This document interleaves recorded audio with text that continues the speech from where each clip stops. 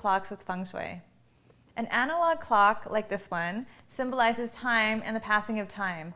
The message is that life is a cycle and there will be another midnight, another tomorrow, another chance to start again. In Feng Shui, there are a few things to consider when locating clocks in your home. First, what kind of clock?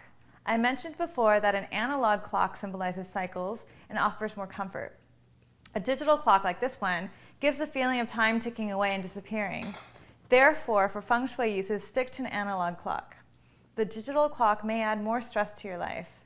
Second, is the clock plugged in or is it battery operated?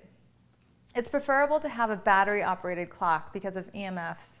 EMF stands for electromagnetic forces, and these energetically pollute your environment, causing headaches and other health issues.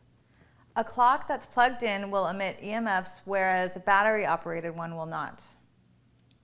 Lastly, where to locate your analog battery-operated clock. This sort of clock could be comforting in a child's room where they can get a sense of the stability in the cycles of life.